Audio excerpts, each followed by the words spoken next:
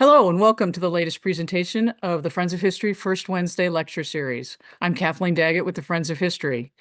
These monthly lectures are provided free of charge by the Friends of History of the New Mexico History Museum. We do, however, accept and encourage donations. Your contributions directly support programs and exhibits at the New Mexico History Museum. Should you wish to give a gift, we appreciate any amount. Please go to our website and click on the donate button at the top of the page. Our speaker today is Brandon Morgan, Associate Dean for History for Latin American Studies, Native American Studies, Chicano Studies, and Communication at Central New Mexico Community College, where he's taught since the fall of 2009. Dr. Morgan authored The History of New Mexico, a free, open, digital textbook used at Central New Mexico Community College and other New Mexico universities, colleges, and high schools. He also supported the formation of CNM's Latin American Studies Associate Degree Program through a partnership with the University of New Mexico's Latin American and Iberian Institute. That partnership includes study abroad programs to Antigua, Guatemala, and Mexico City. His book, Raid and Reconciliation, Pancho Villa, Modernization and Violence in the U.S. Mexico Borderlands, was published with the University of Nebraska Press in August of 2024. Brandon's subject today is the story of Pancho Villa's 1916 raid on Columbus, New Mexico. Brandon will provide new insights into the Mexican Revolution and show us how violence was integral to the modern capitalist development that shaped the border region. Lessons from this border story continue to resonate into today's debates about the U.S. Mexico borderlands. And now let's welcome Dr. Brandon Morgan. Thank you so much for that introduction, Kathleen. I'm really pleased to be here, and I'm excited to be able to share with everyone a little bit more about the book that I published last year. This began, as with so many scholarly books, as my doctoral dissertation. And fortunately, it has seen the light of day, and I'm excited to share it. Here's my contact information, along with the title of the book, as well as the cover. I want to start off by talking about the conceptual framework and the analytical framework that I used for this study, and to talk a little bit about the location of the study. So my work is specifically grounded in a place called the Lower Mimbres Valley. This centers on the small border towns of Columbus, New Mexico, and Palomas, Chihuahua. I focus on this area as a landscape of violence. So this is a concept taken from geographers who think about the ways in which violence is inscribed in certain places. And this was very much the case in the Lower Mimbres Valley in terms of how the removal of Apache peoples in the late 19th century contributed to the formation of new communities formed on capitalist modernization that never quite grew the way that their boosters and their founders hoped that they would. And so violence is an integral part of the story of how these places were formed, and also part of the reason that they remained kind of obscure and small. I also use the concept of the place myth, and that's something I'll talk about in a few minutes, in terms of thinking about how capitalism and modernity arrived in a location that was off the beaten path, for lack of a better way of saying it. These border communities, even at their height, were peripheral. I mean, the border is a peripheral place in certain ways, but even along the borderline, there are places that are less traveled and less known. And so we're going to think about the ways that original accumulation, this is just a retranslation of one of Marx's concepts of primitive accumulation, of how folks moved in and took control of resources and land that had previously belonged to Apache peoples, and that was violently wrested from them when they were dispossessed of those lands and those regions in the late 19th century. So I'll say a lot more then about those concepts and that type of analysis as we go along today. But I also wanted to point out that I worked pretty hard to make sure that even with all of the analytical framework that went into this, that the book would still be a narrative history. So in other words, it should be driven by a story, and hopefully it's something that is engaging for folks to read. The research for this book started a long, long time ago, since this was part of a doctoral dissertation at one point in time. The photos here are, of course, of the Columbus Courier. This is a screenshot of a version of the Courier that I read on a microfilm reader in the basement of the Zimmerman Library back around 2010 or 11. Fortunately, today, many of these newspapers are now available via the Library of Congress's Chronicling America. So they're much more readily available to researchers, these small newspapers from the border and including places like Deming as well. So all that to say, I did a lot of newspaper research to try to figure out the story of the founding of the Lower Mimbres Valley and Columbus specifically. I also did research in Mexico City. That's what the other photo is of. This is a stack of expedientes that I was working with in the Secretaría de Relaciones Exteriores in Mexico City. That's essentially their State Department, and they have a historical archive looking at various aspects of consular work and different types of diplomatic work. I also consulted places like the National Archive in Mexico City. I consulted archives in Chihuahua City, Washington, D.C., Santa Fe, Albuquerque, Columbus itself. So the kind of work that goes into a story of the border, looking at it from both sides, is long and involved, and it requires visiting a lot of different places. It also requires thinking about different historiographies. So, for example, I tried to place this study within the history of the American West, as well as the history of modern Mexico. So I discussed things like the Gilded Age and the Porfiriato. The Porfiriato was a contemporaneous time in the history of Mexico when Porfirio Diaz was president and when modernization and development was the focus of what the government was after. So those things coincided. They had some similarities, but there were also differences on either side of the border. Those are things that I try to tease out in the book, looking at the two sides of the border in this kind of liminal New Mexico, Chihuahua space. So I've alluded to the Lower Mimbres Valley. Here is a map of what this looked like when it was the Apache homeland, or the Chicana Apache homeland. These are some locations that had been colonized and set up by first the Spaniards. So the Santa Rita copper mines, for example, were established under Spanish rule. Places like Fort Bayard were established after the Civil War, when the United States took control of the West and the Southwest. So again, just to get a lay of the land, and we can see the boot hill there of the modern day border where New Mexico meets Chihuahua, and also where it meets Arizona as well.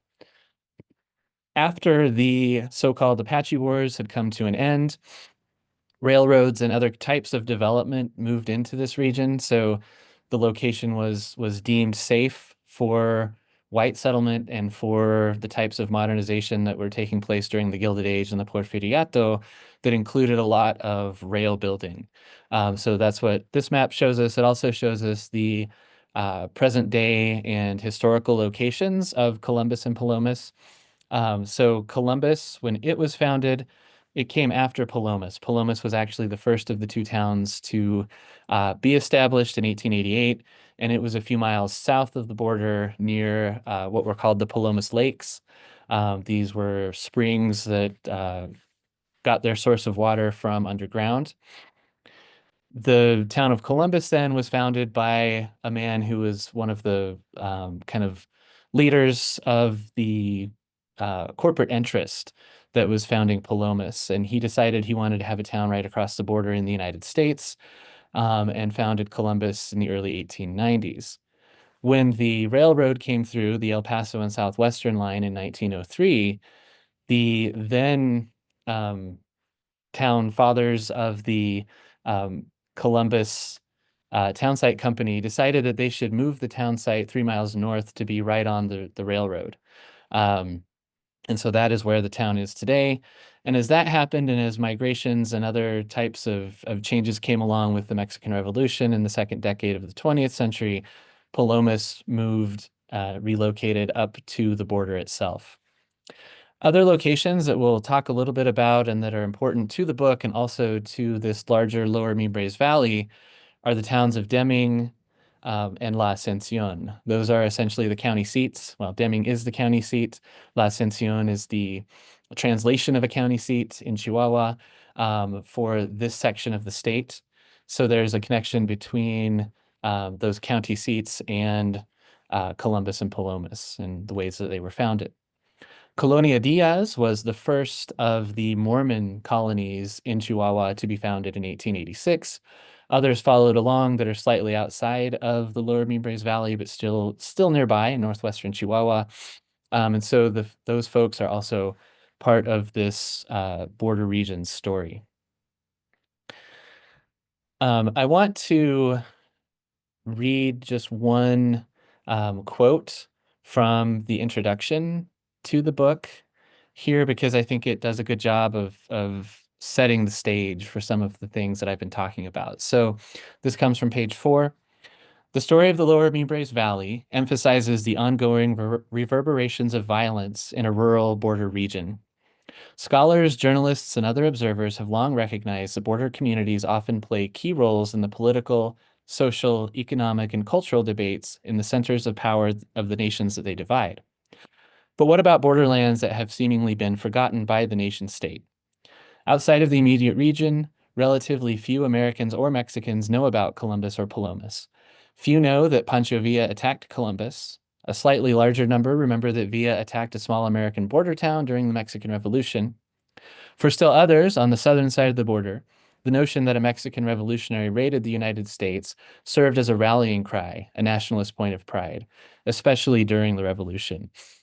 So one of the things that that Villa accomplished by raiding Columbus was he was able to get the resurgence of his own movement at a time when he was on the run. He had been defeated and was on the outs in terms of the competition for power amongst the various revolutionary generals in Mexico.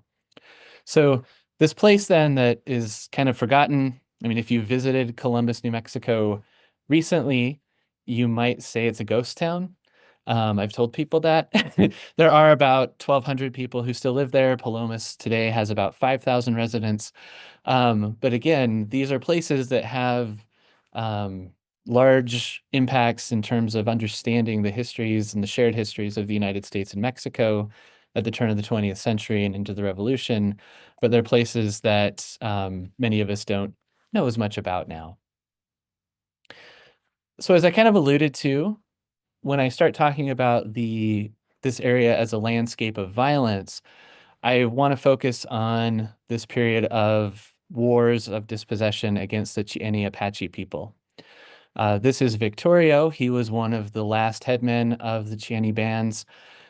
His sister Lozen, who I couldn't find a good photograph of. I don't know that there is a photograph. I think they're just stylized illustrations of her, was also a major part of their community as they sought in the 1870s and early 1880s to maintain a foothold in their traditional homelands. So the first map that I showed us outlined the traditional homelands of Victorio and his people. There were also other Southern Apaches that lived nearby, including Geronimo's band and others down in northwestern Chihuahua. So this landscape then, this place was an Apache homeland. It was their heartland, and it was through violent dispossession that it became the location that we talk about that I showed on the map in terms of the communities, the railroads, and all of the modernization that came later. Victorio himself worked very hard to try to forge peaceful relationships with Americans. And if you know much about the story of Native peoples in the West, of course, there were some Indian agents who worked pretty closely and tried to build bridges with the folks that they worked with the native peoples that they worked with. There were others that did not. There were a lot of treaties that were not honored. And so Victoria was working within that context, trying to keep his people safe, trying to maintain their space and their homeland. And ultimately, he found himself on the run with his people at a place called Tres Castillos, which is in Chihuahua. It's in between the towns of Ciudad Juarez and Ciudad Chihuahua in the mountains. And it was there that he confronted a Mexican force led by Joaquin Terrazas, and he was killed during the skirmish that took place there as people were taken prisoner. This happened in 1880. It predated the capture of Geronimo that came 6 years later, but it spelled this moment when it seemed that this landscape was now open for white settlement. This is Nana, who is another of the Chani headmen, who was an advisor to Victorio. He was not killed at Tres Castillos, and he was one of the folks that continued to represent and try to keep the Chani band of people together. Another part of this story is the Buffalo Soldiers. So I mentioned Joaquin Terrazas and the Mexican military on the Chihuahua side of the border, but on the American side of the border, there were members of the 9th and 10th Cavalries, the 24th and 25th Infantries. These were all of the Black units in the American Army in the West following the Civil War. Many of these folks joined the military after emancipation as a means of supporting themselves and finding a place in the American nation. The person who is depicted in this statue, this is a statue down at Fort Bayard, New Mexico, is Corporal Clinton Greaves. Corporal Greaves won a Medal of Honor for protecting his unit in the Florida mountains against a band of Chani people. And ultimately, he retired from the military, and when he died, his wife was unable to get his pension because the military said, oh, there was never any such person in the military, and didn't win a Medal of Honor, even though she had it with, she had the Medal of Honor that he had received. But I tell that story briefly just to emphasize the racism, the discrimination that many of the Buffalo Soldiers faced, even as they were working as agents of the American state or the American nation to round up and take away these lands from Apache peoples. So these are all parts of this story of how we went from this landscape that was the Chani Apache homeland to a place that looks more like this. And if you've traveled to Columbus or Deming recently, you'll know that many of these rail lines are now highways that are pretty desolate and not super well traveled. But I just drove this one between El Paso and Columbus a few weeks ago. But again, these are the historical trends that allowed this location to become what it is now. I want to then talk in a little bit more detail about the Palomas colony. So I mentioned that Palomas was founded before Columbus was founded. The founder of Columbus was a man named Andrew O. Bailey. He was often called Colonel Bailey through his life. And he's known as the founder of Columbus. That title came from his service during the Civil War. But for the story of the Lower Mimbres Valley, he arrived in this area as a foreman for another man named Luis Heuler. Heuler was a German Mexican who was quite wealthy, lived in Mexico City, and Heuler was able to get a bunch of different concessions from the Porfirian government to develop railroads in different colonies, not just in Chihuahua, but throughout the northern section of Mexico. And so Heuler was one of these people who, like so many of the rail magnates of the United States during the latter part of the 19th century, was able to reap large fortunes from attempts at building things that didn't always come to fruition. In our case here, Heuler gained a huge tract of land that became known as the Palomas Tract. It's nearly 2 million acres after all was said and done by the 1930s or so. But this was the concession that was given to him by the government of Porfirio Diaz, with the promise that he would build railroads and that he would bring settlers, at least 60% of whom would be repatriates from the Southwest. So at the time of the Porfiriato in Mexico, there was still a concern for the Mexican residents of what became the American Southwest, who had been Mexican citizens prior to the U.S. Mexico War of decades earlier. They were supposed to be the folks that were attracted to come to Palomas, to settle, to come back home to Mexico as it was, even though, as we know, they were living in the places that they had lived for generations, more often than not. And so going to Mexico wasn't really going home, it was making a move to a nation that was no longer theirs. But this was the draw, this was the idea. And so Paloma started to grow slowly. Um, Colonel Bailey decided to found Columbus in 1891, as you can read there on the screen. And people like the Pacheco family, who I'll say a little bit more about in a minute, also moved toward the Palomas colony in the late 1880s, to try to found that colony because they knew that there was land available there, and they were trying to spread out and have a ranching business of their own. As I mentioned in this slide, this is the best image that I've found. It's not a great one, of the Palomas Customs House that existed at the turn of the 20th century. As you look at that structure, you'll be thinking, why in the world were people leading raids against this thing? It doesn't seem like it's very strong or very prominent in the landscape.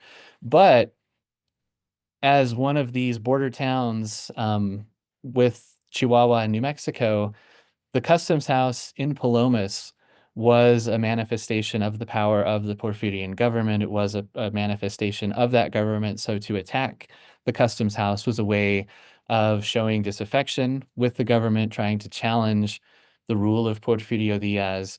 Um, and so on. And so this became the target of various raids that I'll talk a little bit more about. And I think I already mentioned what is written on this slide.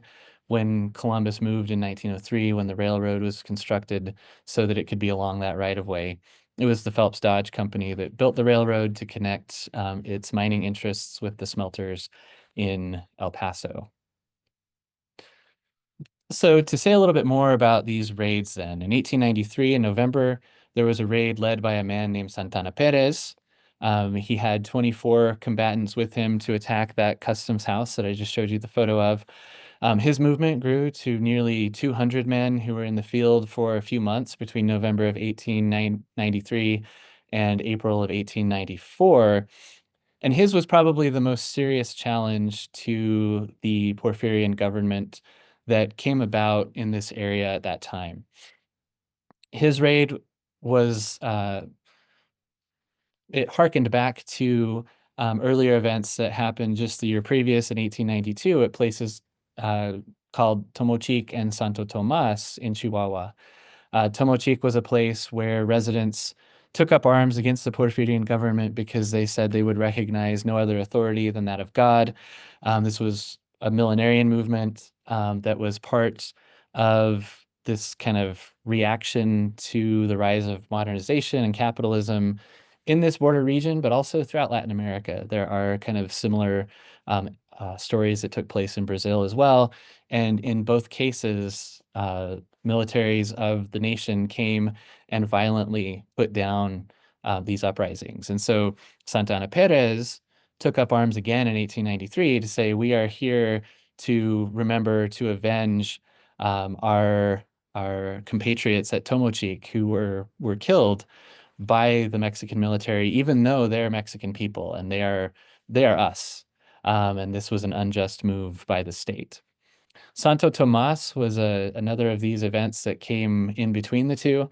The little clipping from the newspaper is from the Deming Headlight of as you can see there, September 2nd, 1893, that starts to tell the story of how people were summarily executed in Santo Tomas after they were captured by Mexican forces. So again, Perez, his movement was very clearly political. It was very clearly aimed at trying to get the Mexican state to stop using force against people in these outlying areas in Chihuahua. In 1896, the raid led by Pomposo Ramos Rojo started with maybe just a few more combatants. 5 of those people were impressed to come along with this small contingent as they moved from El Paso over to Palomas. The 5 who were impressed were working on an international dam, the project to build an international dam, and they were brought along with Pomposo Ramos Rojo. This movement was supposed to be coordinated with other attacks on places like Nogales, again, with the idea that it was a challenge to the power of the Porfirian state.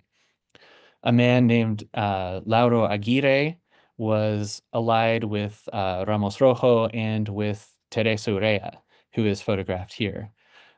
Teresa was something of a folk saint who was very widely known, popular in Sonora, Chihuahua, and then the southwest of the United States when she and her father had to go into exile in Texas.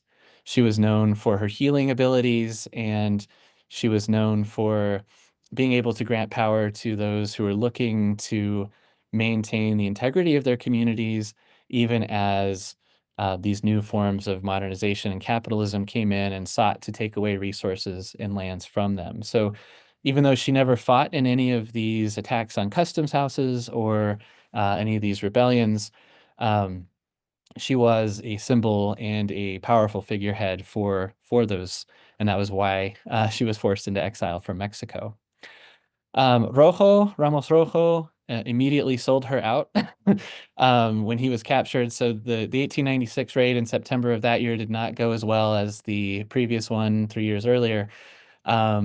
And he was badly wounded. His people were captured, and he spilled the beans on all of his co-conspirators in that case.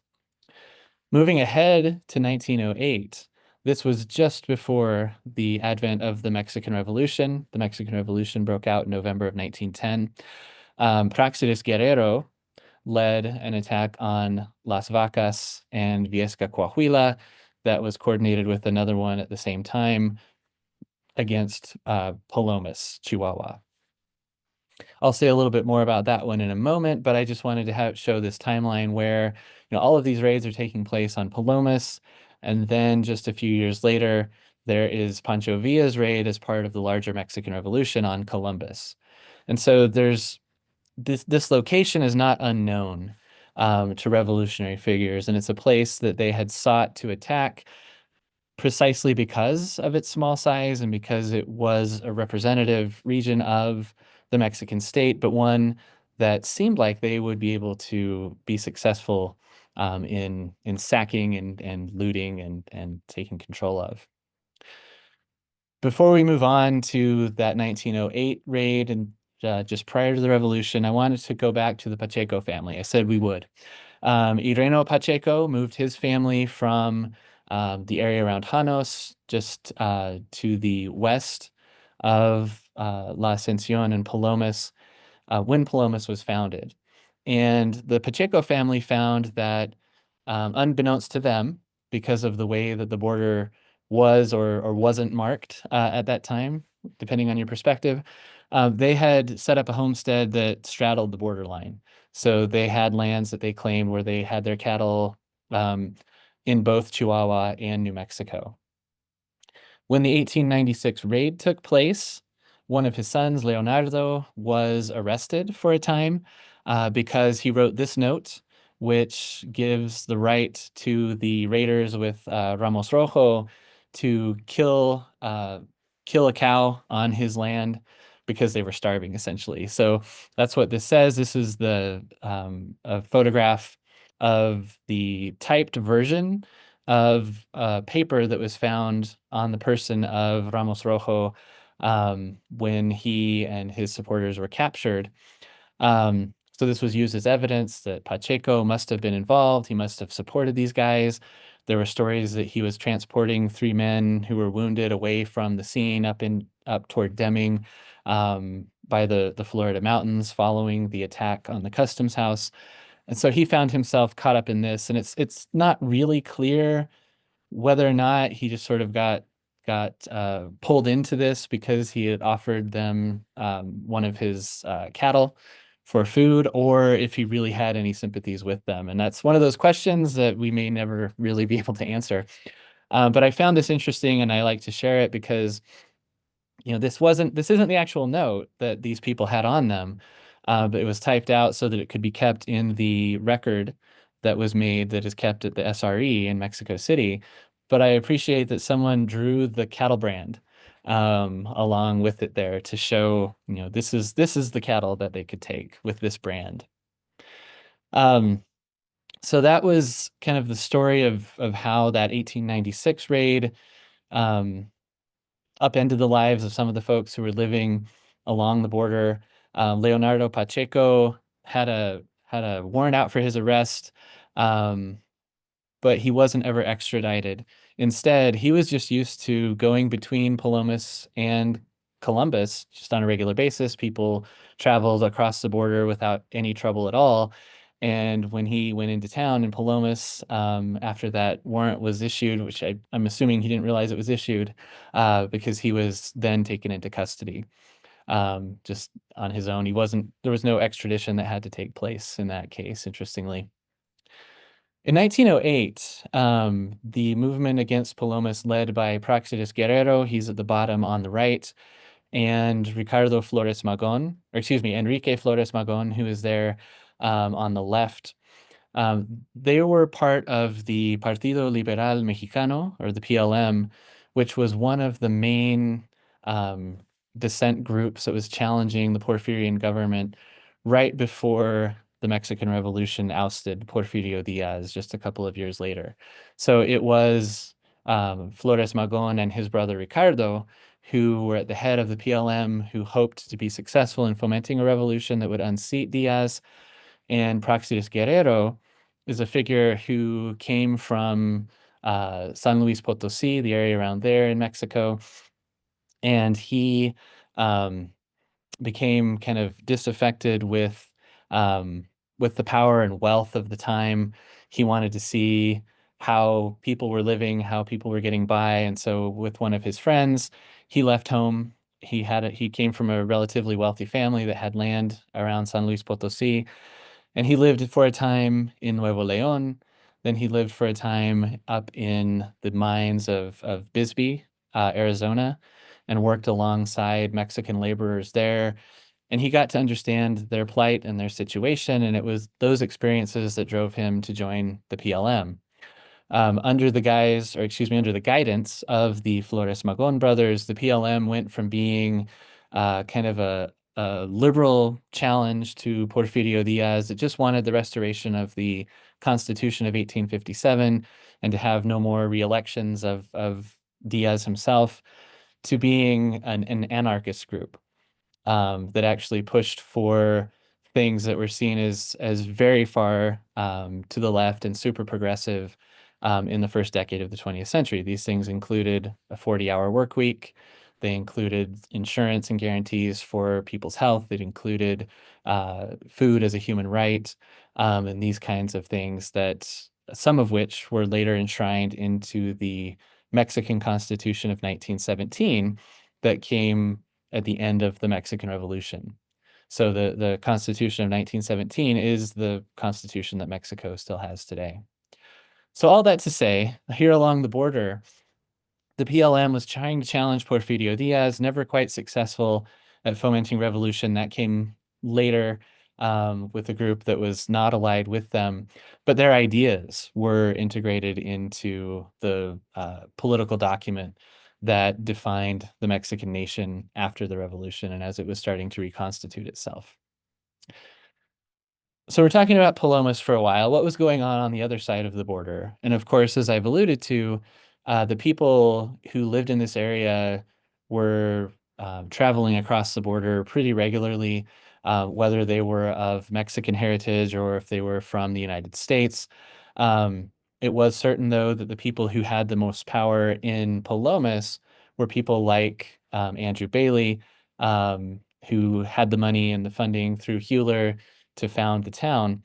And a lot of Mexican folks were laborers in the region. But there were people from both ethnic groups and from both national groups who were living and inhabiting both sides of the border ever since these towns came into existence. When the townsite company came into existence that wanted to build Columbus 3 miles north up on the railroad tracks, the folks there started to boost the town in a way that really fits with the concept of a placemith. And this is, as you can see here on this slide, a concept that was coined by a few geographers. And it's something that it doesn't just describe Columbus on the border in the late 19th and early 20th centuries, but it also uh, fits a lot of Western towns where folks were trying to bring new settlement and trying to build a boom town and make a go of it in the West.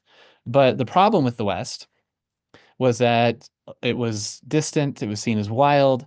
The border itself was seen as a place that was full of non-white people. Um, and so people who wanted others to come and settle in their new towns had to find a way around that, had to find a way of painting their location as something different than those negative stereotypes might suggest. And so a placemyth, as you've maybe read already on this slide, is the notions that attempt to overcome those negative stereotypes and paint these places as desirable for settlement. So, for example, then, I love this cartoon. You can tell it was a screenshot from microfilmed newspaper because of the quality, but this was from the 1911 Columbus News. And this was, of course, showing Uncle Sam with a fully developed plot of land for people. I'll give you a home at Columbus, New Mexico. This, of course, alludes to the Homestead Act, the extended Homestead Act, that would allow folks who settled on certain acreages of territory. There were a few different sizes depending on what they were doing, to claim that land as long as they improved it and as long as they lived there for 5 years.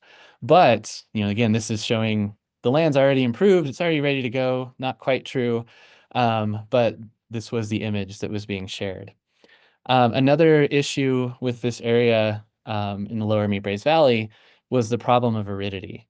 So if you've been down there, you know that it's a desert. It is dry. But the founders of not just Columbus and Palomas, but also of Deming, New Mexico, claimed that there was an inexhaustible water supply just below the surface. So if you dug artesian wells, um, you would be able to make a go of agriculture in this area. And the photo on the upper left hand here shows one of those wells around 1910 in Columbus. It's another of those photos from the newspaper. Here's some of the messaging that Helberg and Blair, they were the owners of the townsite company, were sending out to folks. They would mail copies of the newspaper, first the Columbus News, then the Columbus Courier, to places far and wide, not just the Eastern United States, but also Germany, Lithuania, a lot of different places in Europe. And there were settlers that came from some of those places to Columbus. And of course, push factors may have been just as important as the pull factors in those cases. And then this is the front page of a pamphlet that the Townsite Company put out, again, specifically boosting the virtues of coming to Columbus and living in this place that, according to them, was mostly empty of Mexican heritage people and was a place for white family farmers. All right, so that sets up a lot of the context then for thinking about what came when Pancho Villa raided Columbus, New Mexico. And I've kind of alluded to maybe why Columbus would have been a target for him, because it was a place that was known. As I started this research, I was just super fascinated with the positive image that Villa had in the lower Mimbres Valley prior to the raid. So, um, you may recognize in this photo John J. Pershing, who led the punitive expedition to hunt down Pancho Villa 2 years after this photo was taken. This was the fall of 1914 at Fort Bliss. So this was August. Pancho Villa was traveling with General Alvaro Obregón, who also later became a sworn enemy of his. Villa was not good at keeping allies. So, so these folks both became amongst his kind of most ardent pursuers and opponents just a couple of years after this photo was snapped. But at this moment, Obregón and Villa were kind of uneasy allies in the constitutionalist faction in the Mexican Revolution. Their goal was to oust a kind of new dictator that had taken control of Mexico following Diaz's ouster, and that was really all they had in common. So once that person was ousted himself, then all of these various generals kind of turned on each other in certain ways, and that's something. If you're interested in that, study the Mexican Revolution. It's very fascinating. Um, but again, this photograph came just a couple of days before Villa and Obregón traveled along that rail route, the Southern Pacific Rail route between El Paso and Deming, and made a stop in Deming. They had gotten permission to travel through the southwestern United States so that they could get over to Sonora for a conference with the governor of Sonora as part of their revolutionary activities at the end of 1914. So they snapped this photo with Pershing, and this really just shows this was the image that people had of Villa at the time. It took a while to find um, the evidence of Villa's visit to Deming, but there were a few oral histories. The Deming Graphic newspaper contained a story about it, and also a Villista newspaper in Chihuahua called Villa Nueva contained this account of Pancho Villa arriving and making speeches in Spanish to the people of Deming, who recognized him as the savior of the Mexican Revolution. They thought that he was the person who would protect American interests because that's what he had been doing and saying that he was going to do up to that point, and that he was kind of the best candidate to lead Mexico coming out of the revolution. The Wilson administration in Washington, D.C. also courted Villa at this time, 1914 and early 1915. And so it's an interesting moment then when, Villa is kind of coming through as a celebrity in this place that just a couple of years later, he would violently attack. So that gets us then to Villa's raid on Columbus. So this was not quite 2 years following the photograph that I was just showing you. But on the morning of March 9th, 1916, around 4 in the morning, Villa led nearly 500 men across the border. There's some question about whether he was actually there. It seems he may not have actually have personally gone into town. His kind of subordinate generals did that work and did the fighting, and he stayed to the side, it appears. But for our purposes, of course, the raid for Pancho Villa was part of his larger machinations for the Mexican Revolution. But for the people of Columbus, and for the people who were impressed into service in Villa's forces, it was a much more difficult thing. This boy, he was 11 years old. His name was Jesus Paez. He and his father were impressed into service with the Villistas. He lost his father the day of the raid, and he also lost his leg in the violence that took place in town. The blurry photo here is the fault of the author and the speaker. This is a replica of the switchboard that existed in town in Columbus that day, March 9th, 1916, when Susan Parks was able to get a message off to Fort Bliss to let people there know that Pancho Villa was attacking the town. So despite great personal risk, she had her baby girl with her. She put her baby girl under the bed, And when she lit a match to try to see what she was doing with the switchboard, bullets flew through the window. Fortunately, she was not hit and she was able to make the call. Again, all this to say there were people who lost their lives, who were gravely wounded, who were forever altered by this move that was much more for them than just Pancho Villa's strategic move in the Mexican Revolution. I put a trigger warning on this one, so the photos are a little bit gruesome because they depict the charred bodies of dead Villistas. Um, as you can read here, this is Pero Mosley, who was an editor of the Columbus Courier.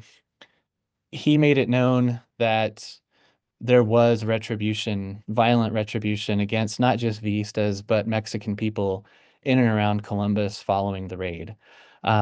People were understandably outraged, upset, they felt harmed, and uh, they took that out on Mexican people who were living in the area.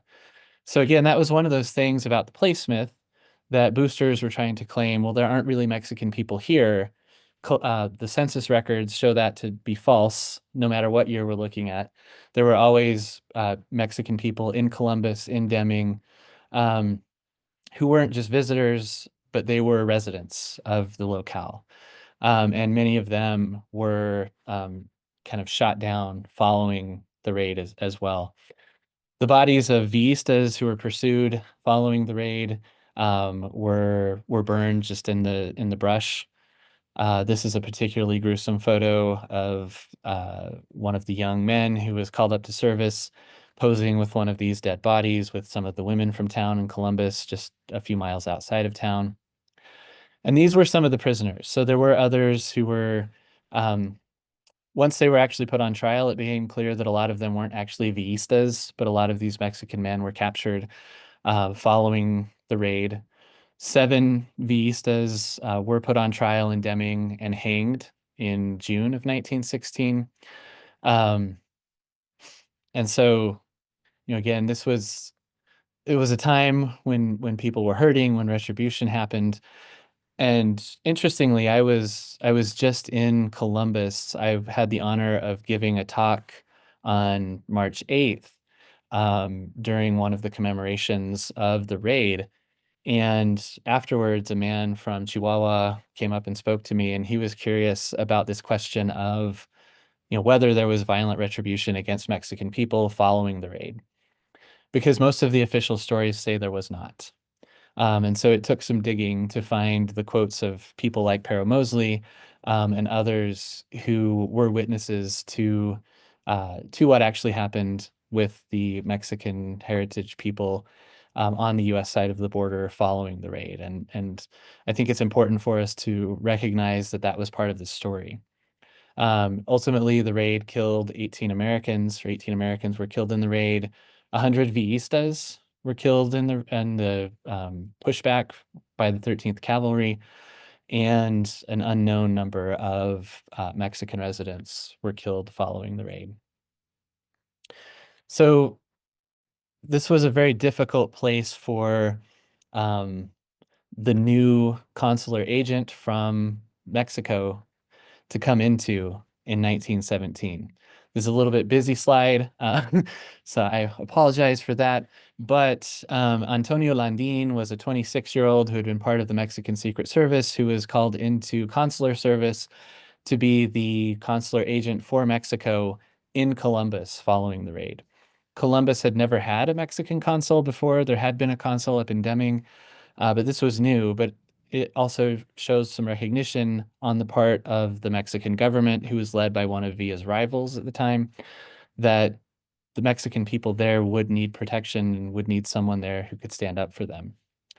Landin did a great job of dealing with a number of different things besides just that atmosphere of kind of violent distrust and animosity between the American and the Mexican communities in Columbus. He also was able to help the Mexican laborers who were deported from Bisbee, Arizona, in the middle of 1917. Many of them were associated with labor labor movements that included the IWW, as you can get a sense of in those newspaper headlines. They were sent by the Phelps Dodge Corporation and locals in Bisbee out on rail cars and just left in the desert to the west of Columbus. And the people of Columbus, along with Antonio Landin, took them in, took care of them, much to their credit. Landin was also part of restoring the 16th of September celebrations, so celebrating the Mexican Independence Day in Columbus and Palomas having shared celebrations. Those shared celebrations also included the 4th of July. These were things that had happened predating the raid between the communities of Columbus and Palomas, but it took some doing for Landin to be able to restore those and to get the status of the local community to be back in force. And then finally in 1919, as he ended his service as consul, he was able to take a leading role in challenging a racist housing covenant by one of the new builders that was wanting only whites to be able to own homes in their development. This was not only something that would have harmed or excluded Mexican people, but also Blacks who had established themselves in town as part of their service with the 24th Infantry. So we talked about the Buffalo Soldiers early on in this place. The 24th Infantry was still present in Columbus, in particular following the raid as part of that support for the punitive expedition that tried to locate Pancho Villa. But again, Columbus ended up showing itself to be a place where, through lots of concerted efforts by people like Landin, people like Mayor J.R. Blair, to show that all were welcome and that the people in the community could move past the violence. To close with, I want to talk about Pancho Villa State Park, because how could we not? So there's a state park in Columbus named for Pancho Villa, and that itself can be a sticking point depending on who we're talking with. But the park was dedicated in November of 1961 as an effort by locals in the area to renew interest in people visiting. By 1961, the population of Columbus was about 300 people. So it had shrunk from kind of a boom following the raid when the military was stationed there, and it had become something of a ghost town, truly. And so locals in Luna County wanted to do something that would rejuvenate visitors to the region, but also connections with Chihuahua. And that's one of the interesting parts about the dedication of the state park. This headline comes from it's called a souvenir extra that one of the local kind of folklorist publishers put out when the park was dedicated in 1961. And as he put it, he's talking about a speech here that Governor of New Mexico gave at the dedication. He said, while European borders were being sealed off with bricks, concrete paper, and iron curtains, the popular governor praised his listeners for having demonstrated their sincere friendship by joining together to assist in the dedication of a new historical park, a park open for use by nationals from either side of the border. Throngs attending were from both the Mexican state of Chihuahua south of the border and the state of New Mexico to the north. He also goes on to talk about the ways that this park honors those who were killed, even though it uses Pancho Villa's name. It's because his name brings the notoriety. Here were a few of the dignitaries. Ike Smalley is in the dark suit. He was the local state senator who championed this idea in Santa Fe. And standing to in the photo from our way of looking at it on the right is Jesus Carreon. Jesus Carreon was the mayor of Columbus at this time, and he had also been a young boy at the time of the raid, so he experienced it. And he was a bit more conflicted than people like Smalley about the idea of using Pancho Villa's name for the state park. But just fast forwarding way to almost the present, I mentioned I was in Columbus just a few weeks ago, but I was also there in 2023 for those commemoration services. For the last 25 years now, there has been a cabalgata binacional. So there are horse riders that come from southern Chihuahua. They ride for a couple of weeks till they get to the border. And then in good times, they cross the border on their horses. This year, there was a quarantine in effect for livestock, so they weren't able to cross their horses. They had to cross personally and then ride other horses in town as part of the procession. But sometimes there is a Pancho Villa reenactor as part of those happenings.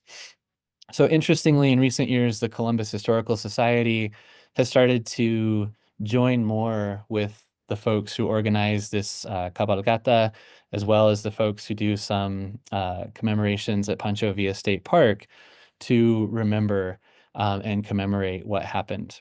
And I just love this photo. General and the historian, I always imagine, what would Pancho Villa think of me being interested in him, if I was able to go back and talk to him. Why is this nerdy white guy interested in my story? So so to shake Pancho Villa's hand, I thought was pretty cool, and I love that photo. So that's just kind of a general overview of many of the themes that the book touches on, and of course the stories are present in much more detail, and I hope that many of you will be interested in picking up the book. And I'll show this slide one more time because it has my email address on it. Thank you. Well, thank you, Brandon. That was a great topic, a great story. Thanks for kind of you got us into it and then through and then the follow-up. That was wonderful. I do have to ask you though, of all the things you could have studied, what brought you to this topic of not so much the raid, but just the whole landscape of violence as a choice for a thesis and your concept? How'd you get there? Great question.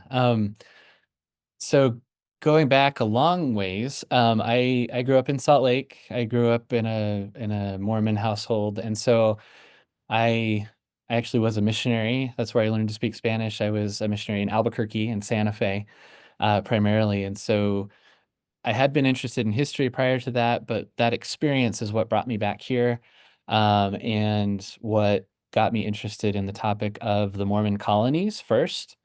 And so I hadn't ever heard of Mormon colonies growing up in Utah. And so that was something new to me as I was trying to um, study about the histories of the people that I had gotten to know and serve when I was a missionary. That brought me to Chihuahua, brought me to the colonies. And then as my personal journey kind of led me away from the church, I became more interested in the larger community there of the Lower Mimbres Valley. Um, my concept for the dissertation actually started as sort of like a community formation sort of thing, but the more that I looked into how these communities were founded, violence was always part of it, um, for better or worse. And so, of course, violence was the way through which the Apaches were dispossessed of this place and removed from this place. But settlement and capitalist development were supposed to bring ends to violence. That was something people talked about. But as you look more closely, it seems that rather than bringing an end, it becomes more of a dialectic of violence, where violence takes new forms. People are dispossessed in new ways. So, for example, when the concession was made to Louis Huler, um, there were people in the region already, in nearby communities that found themselves losing out in terms of access to resources and especially to water, to some of the new settlers that were coming as part of trying to build railroads and build the town of Palomas and then Columbus. And so violence seems to just keep refashioning itself as part of the story. Yeah, I could see that. Well, you had a lot of lead in, and then we had the raid and the follow up. But I guess I'm not. uh, why did Villa go across the border into the U.S.? I mean, you talked to somebody who didn't even necessarily know they were raiding into the U.S., but he certainly knew. Is it just PR? Is he just trying to get attention? Is he really declaring war on the United States? I mean, what was his thing there? Yeah, it's a fantastic question. And I think I either end up talking in way too much detail about the Mexican Revolution or not enough when I when I give presentations because it's such a big topic. It takes whole semesters worth of classes and things. But Pancho Villa had been seen as this major prominent figure in the revolution on both sides of the border. And he kind of famously had film crews follow him and document his actions in the battlefield, to that extent. So he was a showman. He had this kind of a reputation for invincibility. But once I kind of alluded to the fact that all of these factions came together trying to oust a man named Victoriano Huerta, who was the dictator to follow Diaz. Once he was ousted, Villa was never really that good of an ally with Obregón or with Carranza and that faction. And so once that happened, then once Huerta was ousted, there became a new civil war when figures like Villa and Zapata were fighting against Obregón and Carranza. And as that happened, Obregón was very good tactically. He was using new modern techniques of warfare, things that were being developed and used in World War I in Europe, in the European theater. That was going on at the same time as the Mexican Revolution. And so Obregón was learning from that. He was doing trench warfare. He was using floodlights. He was using barbed wire and modern weaponry, where Villa was continuing to use the cavalry charge. And he found himself very soundly defeated by Obregón's forces. By the middle of 1915, Villa was on the outs. His military was a shambles compared to what it had been just a couple of years previously. And it was at that time that the Wilson administration, in the middle of 1915, also gave de facto recognition to Villa's rival, Venustiano Carranza, who was allied with Obregón, as the de facto president of Mexico. So that action is what the thing that most scholars see as sending Villa on his kind of spiral toward anti-American actions. So he stopped protecting American interests in Chihuahua, and by that point, he was a guerrilla leader in the Sierra of Chihuahua, had been reduced to that smaller role, and so by lashing out at the United States, he was able to um, bring more people back to his side, because now he was saying we're challenging the United States. He believed, even though there was actually no evidence that this ever exists, but he believed that Carranza was going to sell Mexico out to the United States as essentially a protectorate. So he was trying to challenge the U.S., getting more people to join him, and it worked for a couple of years. He was able to resurge as a major leader. Well, thank you. That's great. So one of the things you in your lead, and you were talking about the placements, and if you could share a little more about that, the whole town site company thing. I'll admit, as someone who spent sometimes in corporate marketing, it sounds a lot like good marketing, but there were companies that actually were trying to just draw people into these undeveloped spaces. So Yeah, walk me through that a absolutely. bit. Yeah, there were, and I think I mentioned it wasn't just in Columbus, but it was in various smaller places in the American West. And so this was so prevalent that geographers who study it decided to call that trend a placemith, or the formation of a placemith. And so the placemith in Columbus, though, was really focused on emphasizing that this was a location where white family farmers were building their homes. And at least earlier on in the early 1910s, it tried to explicitly de-emphasize the presence of Mexican people. Of course, as I mentioned, the census records show that Mexican people were always there as residents, always part of Columbus. Um, but when the placemith was going out, whether in the newspapers or in those pamphlets from the townsite company, um, they were emphasizing wells, well water, pumps. They were emphasizing statehood as well. So by 1912, New Mexico had finally become a state in the Union, and they were saying, it's no longer the wild and woolly West, but now we're part of an actual state in the Union. were right on the border. And so interestingly, they had this sort of multifaceted relationship with Mexico because on the one hand, they wanted to say this is the United States. We're building and establishing American farming communities in the West, while also being a port of entry with Mexico. So wanting to have that connection for trade with Mexico and being able to travel while saying we're keeping Mexico at arm's length, and there actually aren't Mexican people living here. It was quite a tightrope to try to walk, and it never quite panned out when, especially when people would show up and try to build a life there. But that doesn't mean people weren't happy with living there. There was a nice community that formed there, of course, even if it wasn't quite what they were promised when they arrived. Thank you. So I'm going to shift gears a little bit here. So in the intro, I mentioned your digital textbook on the history of New Mexico, and free and open is good. So, but it also sounds like a really big topic. Like New Mexico has a lot of history and a needed offering. Can you uh, walk us through that? And also, is it accessible to people? How do people get to it? Yeah, great questions. So the History of New Mexico digital textbook was a project that I was able to work on in my role as a history instructor at CNM 2013-14, and then it saw the light in 2015. It wasn't free and open originally because a lot of work went into it to build some interactive maps and embed videos and things like this. But the result is a really robust digital text on New Mexico history as a survey.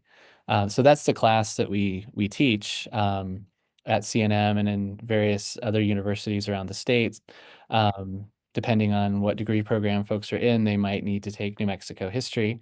I hope other people read the book too, of course. But it was modeled on the format of the and structure of the class. And so as I compiled different resources and wrote chapters, it was looking at kind of the major themes, including the societies and cultures of the Pueblo peoples, quite a bit of time spent on that at the beginning, looking at colonization by the Spaniards and then by the United States after 1848, and then the modern era, statehood and forward. So it's not able to go into tons of detail about all those things because, as you alluded to, it's a survey of a large topic from earliest peoples to close to the present. Um, but hopefully it's a great resource that people would be interested in. Right now, the book is accessible if you go to a URL called mytext.cnm.edu. Soon, because of a grant that CNM is sharing with UNM for the promotion of open educational resources, there will be a New Mexico hub online for open educational resources, and it will be housed there. But that's not quite up and running yet. It's in the works. But for now, you can go to mytext.cnm.edu to find it. Excellent. Thank you. That's great. Thanks for doing it, and then also for trying to get it more publicly accessible. Well, Brent, so this lecture is pre-recorded, so our audience isn't able to ask you questions. I just kind of stand and ask a couple questions. But can audience members, reach out to you if they have questions? Yes, absolutely. That's why I shared my email there. Hopefully we can share it elsewhere in the recording. And I'll watch the comments. There you go. Thank you. And certainly, any audience members, if for some reason you are not able to, to track down Brandon directly, then you can always write us at nmhm friends of history at gmail.com and send us the question, and we'll certainly route it to Brandon. But we see it seems to be working with direct access and the YouTube comments and things. Well, Brandon, again, this has been great. And do you have any last comments as we wrap up here? No, I don't think so. But I really appreciate the opportunity. Of course, please buy the book. By the book. There you go. Actually, thank you. And I should say, you talk about you put it in a narrative story. This is some pretty deep concept and things that you're covering. But when you and your book were routed to us as a possible lecture, I certainly I read good portions of your book, and I love your writing style. So I encourage other members of our audience to read the book. It's a serious topic and there's a lot of background on it, but Brandon makes it an easy read. So it's a consumable book. Thank you. For our audience, in closing, a reminder to visit our website at friendsofhistorynm.org, where you can watch past Friends of History First Wednesday lectures. Click on the lecture series link at the top of the page and then past lectures to see the list. If you wish to learn more about the Friends of History and our lectures and our other activities, join our mailing list or email us at nmhmfriendsofhistory@gmail.com. And of course, we encourage you to become a member of the Friends of History. And finally, please consider making a donation to the Friends of History, no matter the size, through our website, so that we can continue to support programs at the New Mexico History Museum. And thank you all for those who have already contributed to the Friends of History. We appreciate every donation. We'll see you next month. Thank you and goodbye.